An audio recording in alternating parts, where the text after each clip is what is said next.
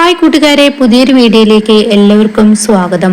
അങ്ങനെ സച്ചി ഒരു long trip കഴിഞ്ഞ് തിരിച്ച് വീട്ടിലോട്ട് വരണം കേട്ടോ. ആ സമയം സച്ചിക്ക് വല്ലാത്ത ക്ഷീണം തോന്നാണ്. അങ്ങനെ സച്ചി ഒരു സൈഡിലോട്ട് കാറ് നിർത്തിയിട്ട് പുറത്തോട്ട് ഇറങ്ങാണ് കേട്ടോ. ഇതേ സമയം ഒരാളുടെ കരച്ചിൽ ഇങ്ങനെ കേൾക്കുന്നുണ്ട് കേട്ടോ, ഒരു സ്ത്രീയുടെ. അങ്ങനെ സച്ചി ഇത് എവിടുന്ന അപ്പോൾ ഈ കരച്ചിൽ കേൾക്കുന്നത്, എൻ്റെ തോന്നലായിരിക്കുമോ എന്ന് കരുതിയിട്ട് സച്ചി ആ ഒരു പ്രദേശമൊക്കെ നോക്കൂട്ടോ. അപ്പോൾ കാണില്ല. പിന്നെയും ഇങ്ങനെ കരച്ചിൽ ഇങ്ങനെ അടുത്തോട്ട് വരുന്നത് പോലെ കേട്ടോ. എന്നെ രക്ഷിക്കണേ എന്ന് പറഞ്ഞിട്ട് ഒരു കരച്ചിലായിരിക്കട്ടോ. അങ്ങനെ സച്ചി താഴോട്ടൊന്ന് ഇറങ്ങി നോക്കാണ്. അപ്പോൾ ഒരാള് കാണാ ഒരു പെണ്ണിനെ ഇങ്ങനെ ഉപദ്രവിക്കുന്ന കേട്ടോ. അത് കാണുന്ന സച്ചി ഓടിച്ചെല്ലടാ എന്ന് പറഞ്ഞ് ഓടിച്ചെല്ലുമ്പോൾ, കുഞ്ഞെ എൻ്റെ മാല അവൻ മോഷ്ടിച്ചിരിക്കുന്നു എന്ന് പറഞ്ഞിട്ട് ആ സ്ത്രീ നിലവിളിക്കുന്നതായിരിക്കട്ടോ. അപ്പോൾ ഈ സച്ചിയെ കണ്ടോടെ തന്നെ അയാൾ എന്ത് ചെയ്യുന്നു, ആ മാല ഈ പെണ്ണിന്റെ ദേഹത്തോട്ട് അങ്ങ് ഇട്ട് കൊടുത്തിട്ട് അവൻ ഓടുകയാണ് കേട്ടോ. എന്നാൽ സച്ചി അവനെ വിടാൻ തയ്യാറാവില്ല. സച്ചി അവന്റെ പിറകെ ഓടുകയാണ്. ഇതേ സമയം അവൻ ജീവനും കൊണ്ട് ഓട്ടം ഓടുകയാണ്. പിന്നീട് ഒരു കാടിനുള്ളിലൂടെയൊക്കെ ഇങ്ങനെ പോയിട്ട് പിന്നീട് ഒരു വലിയൊരു വീട്ടിലോട്ട് ചെന്ന് കയറുകയാണ് കേട്ടോ. അങ്ങനെ സച്ചിയും അവനെ അങ്ങ് വെറുതെ വിട്ടാൽ ശരിയാവില്ലല്ലോ എന്ന് പറഞ്ഞിട്ട് എൻ്റെ കയ്യിൽ എന്നെ വരെ ഒരാളും കിട്ടാത്തയില്ല, അതുകൊണ്ട് തന്നെ ഇവനെ ഇനി ഒരാളോട് ഇങ്ങനെ ചെയ്യാൻ പാടില്ല എന്ന് കരുതി സച്ചി ആ വീട്ടിലോട്ട് കയറി ചെല്ലാണ് കേട്ടോ. അവിടെ ചെല്ലുമ്പോൾ വലിയൊരു വീട്, അതിനുള്ളിലോട്ട് കയറി ചെല്ലുമ്പോൾ എങ്ങോട്ട് പോകണമെന്ന് സച്ചിക്കറിയില്ല. അവൻ എങ്ങോട്ട് പോയി എന്നും സച്ചിക്കറിയില്ല കേട്ടോ. അങ്ങനെ സച്ചി എന്തായാലും വേണ്ടില്ല എന്ന് കരുതിയിട്ട് പതിയെ ആ റൂമിലോട്ട് അങ്ങ് കയറണം കേട്ടോ. അപ്പോൾ കാണാം ഒരു സ്ത്രീയുടെ കഴുത്തിന് ഇങ്ങനെ കത്തി വെച്ചിട്ട് ഈ കള്ളൻ നിൽക്കുന്നത് കാണാൻ കേട്ടോ. അത് കാണുന്നതിനോടുകൂടി സച്ചി ആകെ ഞെട്ടിപ്പോവാണ് കേട്ടോ. ഇതേ സമയം ആ സ്ത്രീ ആകെ പകച്ചു പോയിട്ടുണ്ടാവും. തൻ്റെ കഴുത്തിൽ ആ കള്ളൻ കത്തി വെച്ചതിനോടുകൂടി അവൾ ആകെ പേടിച്ചിരിക്കണേ. അപ്പോൾ സച്ചി അടുത്തോട്ട് വരുമ്പോൾ ആ കള്ളൻ പറയണേ, നീ അടുത്തോട്ട് വന്ന ഇവരുടെ കഴുത്ത് ഞാൻ ഇറക്കും, അത്ര തന്നെ എന്ന് പറയട്ടെ. ഇത് കേൾക്കുന്ന സച്ചി ഹരിത് അത് ചെയ്യരുത് എന്ന് പറയട്ടെ. അപ്പോൾ ഉടൻ തന്നെ സച്ചി നീ എന്നാ മര്യാദക്ക് പോ എന്ന് പറയട്ടെ സച്ചിയോട്. അത് കേട്ടോടെ തന്നെ സച്ചി ശരിയെ എന്ന് പറഞ്ഞിട്ട് സച്ചി പതിയെ പിറകിലോട്ട് പോവാണ്. പക്ഷെ ഈ അമ്മയെ രക്ഷിക്കാതെ താൻ പോയാൽ ശരിയാവില്ല എന്നിങ്ങനെ സച്ചിയുടെ ഉപബോധ മനസ്സിൽ തോന്നണേട്ടാ. അങ്ങനെ സച്ചി പതിയെ ഇങ്ങനെ ബാക്കിലോട്ട് തിരിഞ്ഞിട്ട് ഇങ്ങനെ പോകുന്ന സമയത്ത് തന്റെ മുന്നിൽ ഒരു ഫ്ലവർ കൂജ ഇരിക്കുകയാണ്.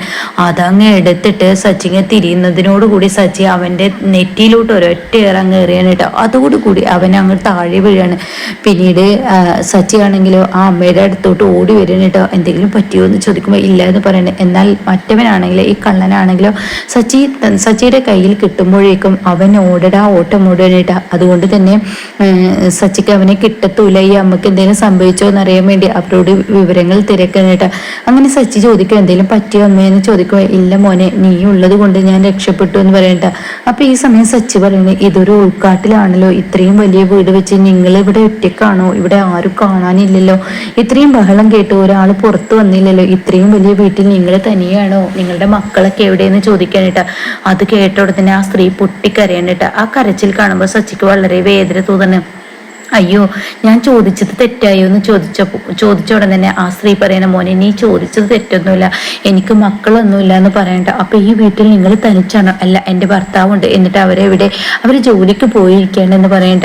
എന്നാ എൻ്റെ മോനിരിക്കെ, നീ വന്നില്ലായിരുന്നെങ്കിൽ അവൻ എന്നെ കൊന്നേനെ. എന്തായാലും ഇവിടെ കള്ളന്മാരുടെ പ്രശ്നങ്ങളുണ്ട്, എൻ്റെ ഭർത്താവ് എന്നെ തനിയാക്കി പോവാറില്ല, എന്നൊരു അത്യാവശ്യ കാര്യത്തിന് വേണ്ടി പോയിരിക്കണേ, അതുകൊണ്ട് നീ ഇരിക്കുന്നൊക്കെ പറയണേട്ടോ. പിന്നീട് സച്ചിയുടെ വീട് എവിടെ എന്നൊക്കെ തിരക്കുന്നുണ്ട്. നീ ആരുടെ മകനാണ്? നീ എവിടെ താമസിക്കുന്നത്? എങ്ങനെയാണ് ഈ വഴിക്ക് എത്തിയത് എന്നൊക്കെ ചോദിക്കുന്നുണ്ട്. അപ്പൊ സച്ചി പറയുന്നുണ്ട്, ഞാനൊരു ട്രിപ്പ് കഴിഞ്ഞ് വന്നതാണ് എന്ന് സച്ചി വെളിപ്പെടുത്തുന്നുണ്ട് കേട്ടോ. അപ്പൊ ഇതൊക്കെ കേൾക്കുമ്പോൾ വളരെ സന്തോഷം അവർക്ക് തോന്നണം. അങ്ങനെ അവരൊരു ജ്യൂസൊക്കെ കുടിക്കുക എന്നൊക്കെ പറഞ്ഞിട്ട് അവർ ജ്യൂസൊക്കെ കൊടുക്കുന്നുണ്ട് കേട്ടോ. പിന്നീട് സച്ചി പറയണേ, ഞാൻ ഇന്ന് വീട്ടിലോട്ട് പോട്ടെ, ലോങ് ട്രിപ്പ് ഓടിയതാണ്, അതുകൊണ്ട് തന്നെ എത്താത്തത് കൊണ്ട് തന്നെ അച്ഛനും അമ്മയും അതുപോലെ ഭാര്യയൊക്കെ വല്ലാതെ അങ്ങ് പേടിച്ചു പോകും, ഞാൻ പോട്ടെ എന്ന് പറഞ്ഞിട്ട് പോവാണ് കേട്ടോ.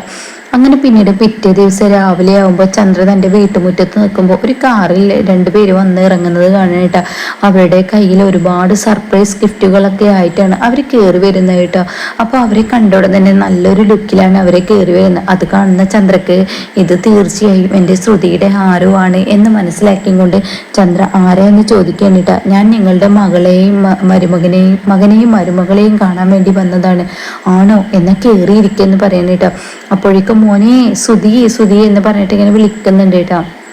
ആ സമയം സുധി പുറത്തോട്ട് ഇറങ്ങി വരികയാണ്. അപ്പോൾ ഇവർ ഇങ്ങനെ മുന്നിലാണെങ്കിൽ ഒരുപാട് ഗിഫ്റ്റുകൾ ഇങ്ങനെ പാത്രത്തിലൊക്കെ ആക്കിയിട്ട് ഒരുപാട് ഗിഫ്റ്റുകൾ ഇങ്ങനെ സർപ്രൈസ് ഗിഫ്റ്റുകൾ ഇങ്ങനെ ടേബിളിൽ വെച്ചിരിക്കുന്ന കേട്ടോ. ചന്ദ്രയുടെ കണ്ണ് അങ്ങോട്ടാണ് പോകുന്നത്. അപ്പോൾ ഉടൻ തന്നെ സുധി ഇറങ്ങി വരും. എന്താ അമ്മ നിന്നെ കാണാൻ ഇതാ ശ്രുതിയുടെ വീട്ടുകാർ വന്നിരിക്കുന്നതെന്ന് പറയണ്ട. അപ്പോൾ അത് കേട്ടോടെ തന്നെ ഈ അമ്മ സുധിയെ കണ്ടോടെ തന്നെ ഇവനല്ല എന്ന് അവരുടെ ഭർത്താവിനോട് പറയുന്നുണ്ട് കേട്ടോ.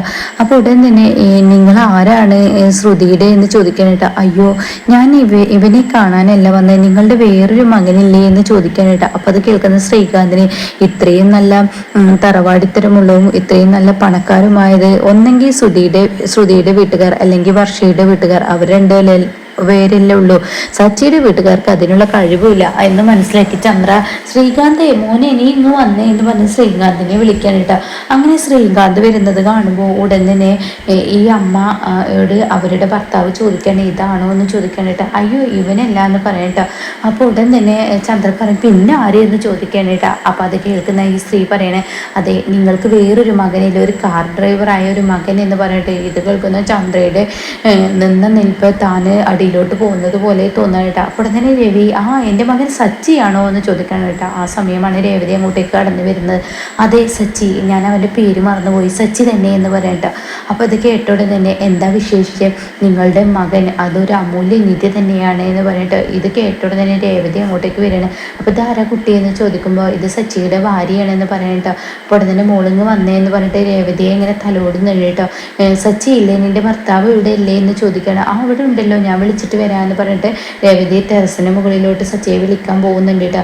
ഈ സമയം രവി പറഞ്ഞ് നിങ്ങൾ ആരാ മനസ്സിലായില്ല എന്ന് പറയണേ. നിങ്ങൾക്ക് ഇങ്ങനെ ഒരു മകനെ കിട്ടിയ നിങ്ങൾ ഭാഗ്യവാന്മാരാണ്, ഞങ്ങൾക്ക് കുഞ്ഞുങ്ങളൊന്നുമില്ല. ഇന്നലെ നിങ്ങളുടെ മകൻ എന്നെ ഒരു ഗുണ്ടയിൽ നിന്ന് രക്ഷിച്ചതാണെന്ന് പറഞ്ഞിട്ട് ഇതും കൂടി കേൾക്കുമ്പോൾ ചന്ദ്രക്ക് ദേഷ്യം പിടിക്കണം.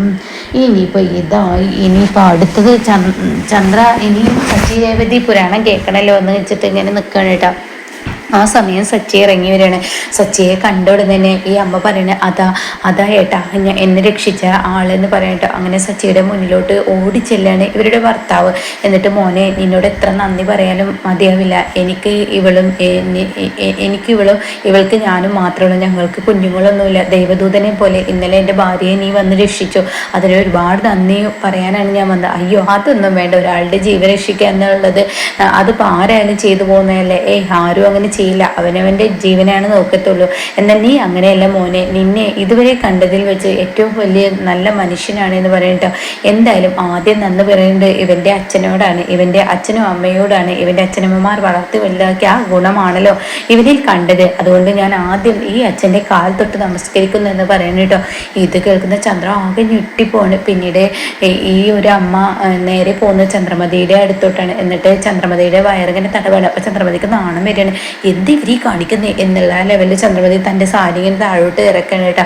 അപ്പോൾ ഉടൻ തന്നെ നിങ്ങളുടെ ഈ വയറുണ്ടല്ലോ, ഈ മകനെ പ്രസവിച്ച വയറാണല്ലോ, നിങ്ങൾ ഭാഗ്യം ചെയ്ത സ്ത്രീയാണ്, ഇത്രയും നല്ലൊരു പുണ്യ മകനെ കിട്ടിയതിൽ എന്നൊക്കെ ഇങ്ങനെ പറയട്ടോ. അത് കേൾക്കുന്നതിനോട് കൂടി ചന്ദ്ര ആകെ ഞെട്ടിപ്പോവാണ്. അതുകൊണ്ട് തന്നെ എൻ്റെ ഭാര്യയെ രക്ഷിച്ച ഇവനൊരു സമ്മാനം നൽകണമെന്ന് ഞങ്ങൾക്കൊരാഗ്രഹം. പിന്നെ ഞങ്ങൾക്ക് മകനില്ല, ഇവനെ മകനായി തന്നെ ഞങ്ങൾ കണ്ടിരിക്കുന്നു. ഞങ്ങൾക്ക് മകനില്ലാത്തത് കൊണ്ട് തന്നെ ഞങ്ങൾക്കുള്ള സ്വത്തുക്കളൊന്നും ആർക്ക് കൊടുക്കണമെന്ന് അറിയില്ല. അതുകൊണ്ട് ചെറിയൊരു ഗിഫ്റ്റ് തരാൻ വന്നതാണ്. ഇത് കുറേ ഡ്രസ്സുകളും അതുപോലെ തന്നെ ഇവനൊരു മാലയും വാങ്ങി വന്നതാണ്. ഇത് ഞങ്ങൾക്കൊരു മകൻ ജനിക്കുകയാണെങ്കിൽ ഇങ്ങനെയൊക്കെ ചെയ്യണമെന്ന് ഞങ്ങൾ ആഗ്രഹിച്ചിരുന്നു. അതുകൊണ്ട് ഇത് ഇവന് നൽകട്ടെ എന്ന് പറയുമ്പോൾ ചന്ദ്രമതി ആകെ ഞെട്ടിപ്പോയിട്ടോ. ഈശ്വര, അത് കേട്ടോടെ തന്നെ സച്ചി പറയുന്നത് അയ്യോ എനിക്കതൊന്നും വേണ്ട, ഞാനൊരു പ്രത്യുപകാരം പ്രതീക്ഷിച്ചല്ല ഒരാളുടെ ജീവൻ രക്ഷിക്കുന്നത്. അത് മോനെ നിന്റെ നല്ല മനസ്സ്, പക്ഷേ ഞങ്ങളുടെ ഇഷ്ടത്തിന് തരുന്നതാണ്. നീ ഒരിക്കലും ചോദിച്ചിട്ടോ നീ ഒരിക്കലും ഇത് കിട്ടണമെന്ന് കരുതിയിട്ടോ ഒന്നുമല്ല എൻ്റെ ഭാര്യയെ രക്ഷിച്ചത്. പക്ഷേ ഇത് ഞങ്ങളിൽ നിന്ന് നീ ഒരിക്കലും നിരസിക്കരുത്, ഇത് ഞങ്ങളുടെ സന്തോഷത്തെ തരുന്നതാണ്, നീ ഞങ്ങളുടെ മകൻ തന്നെ എന്നൊക്കെ പറഞ്ഞിട്ട് ഈ മാല ഇട്ട് കൊടുക്കണം കേട്ടോ. അങ്ങനെ സച്ചി വേഗം മാല ഊരി വെക്കുന്നുണ്ട്. ഇന്നേവരെ തനിക്കത് ശീലമില്ലാത്തത് കൊണ്ട് തന്നെ. അങ്ങനെ എന്തായാലും രവി പറയണ മോനെ നീ അത് വാങ്ങുമെന്ന് പറയണേ. അങ്ങനെ സച്ചി അത് വാങ്ങിയിട്ട് അവിടെ താഴെ വെക്കുന്നുണ്ട് കേട്ടോ. അപ്പോൾ ഞങ്ങൾ പിന്നെ വരാം, മോനെ കാണാൻ ഇടയ്ക്കിടയ്ക്ക് ഈ അച്ഛനമ്മമാർ വരും, ഞങ്ങൾ നിന്നെ ഞങ്ങളുടെ മകനായി തന്നെ കണ്ടിരിക്കുന്നു, അതുകൊണ്ട് ഞങ്ങൾ പോട്ടെ എന്ന് പറഞ്ഞിട്ട് അവർ പോവാണ് കേട്ടോ. എന്നാൽ ചന്ദ്രമതി ആണെങ്കിൽ ഈ മാലയെ പെട്ടെന്ന് അതിൽ നിന്ന് എടുക്കണം. ഈശ്വര തന്ത്രിക്കാനാണ്, കയ്യിൽ താങ്ങുന്നില്ലല്ലോ, ഏകദേശം ഒരു 10-15 പവനോളം ഉണ്ടാവുമല്ലോ എന്നൊക്കെ പറഞ്ഞിട്ട് ഇങ്ങനെ കയ്യിലിങ്ങനെ പിടിച്ചു നോക്കുന്നുണ്ട് കേട്ടോ. അപ്പോഴേക്കും രവി അങ്ങോട്ടേക്ക് വരികയാണ്. അപ്പൊ രവിചന്ദ്രേ, നീ എന്തൊരു വൃത്തികെട്ടവളാണ്, നിന്റെ വയറ് തൊട്ട് ഇത്രയും നല്ല മകനെ പ്രസവിച്ചതിൽ എന്നൊക്കെ പറയുമ്പോൾ അവരോടൊരു നന്ദി നീ പറഞ്ഞില്ലല്ലോ, എന്ത് സ്വഭാവമാണ്. അപ്പോഴും ചന്ദ്രക്കത് കേൾക്കുന്നത്, ചന്ദ്ര ഈ മാലയിലോട്ടാണ് നോക്കുന്നത് കേട്ടോ. അപ്പൊ ശ്രീകാന്ത് പറയണേ, എന്തായാലും എൻ്റെ ഏട്ടൻ ഒരു മാസം തന്നെ, ഞാൻ എന്തായാലും ആ കഥ ഒന്നുകൂടി കേൾക്കട്ടെ, എന്നും കൂടി എനിക്ക് കേൾക്കാം. അപ്പൊ അവരോട് അത് ചോദിക്കുന്നുണ്ട്. ആ കഥ വീണ്ടും വീണ്ടും പറയാൻ വർഷ പറയുന്നുണ്ട്. അവർ ആ കഥ വീണ്ടും വീണ്ടും പറയാൻ ഇഷ്ടപ്പെടുന്നുണ്ട്. അത്രയും നല്ല നിമിഷങ്ങളാണെന്ന് അവർ പറയുന്നുണ്ട് കേട്ടോ. അപ്പോഴാണ് ഈ ചന്ദ്രമതിയോട് ഇങ്ങനെ വന്നിട്ട് പറയുന്നത്, നീ അവർ പോകുമ്പോഴെങ്കിലും നിനക്ക് അവരോട് നന്ദി വാക്ക് പറയണം, ഞാൻ എന്തിനു പറയണമെന്ന് ചോദിക്കാണ്. അപ്പോൾ അവിടെ ശ്രുതിക്ക് ഇഷ്ടപ്പെടുന്നില്ല, ശ്രുതിക്ക് ഇഷ്ടപ്പെടുന്നില്ല. ഇതിപ്പോൾ അത്ര വലിയ കാര്യമൊന്നുമില്ല. അപ്പോഴേക്കും ശ്രീകാന്തിന് ദേഷ്യം പിടിക്കാണ്. ഏട്ടനെ കൊണ്ട് ഇങ്ങനെയുള്ള കാര്യങ്ങളൊന്നും ചെയ്യാൻ പറ്റത്തില്ല. സച്ചേട്ടൻ്റെ ഒരു പവർ തന്നെയാണ്, സച്ചേട്ടൻ്റെ ഒരു മാസ് തന്നെയാണ് എന്നൊക്കെ ഇങ്ങനെ പറയുന്നത് കേട്ടോ. അപ്പം തന്നെ കേൾക്കുമ്പോൾ ശരിക്കും ശ്രുതിക്കും ചന്ദ്രമതിക്കും ദേഷ്യം പിടിക്കാനായിട്ട്. അങ്ങനെ ഛത്രപതിയുടെ കണ്ണ് മുഴുവൻ ഈ ഒരു സ്വർണത്തിലോട്ടായിരിക്കും. ഇനിയും ഇവന് ഒരുപാട് സ്വർണ്ണാഭരണങ്ങൾ കൊണ്ടുവരുമല്ലോ എന്നിങ്ങനെ ചിന്തിച്ച് ചന്ദ്രമതി നിൽക്കുന്നുണ്ട് കേട്ടോ. അപ്പം ഇങ്ങനെയൊക്കെയുള്ള ഒരു എപ്പിസോഡ് ഇനി വരാനിരിക്കുന്നുണ്ട്.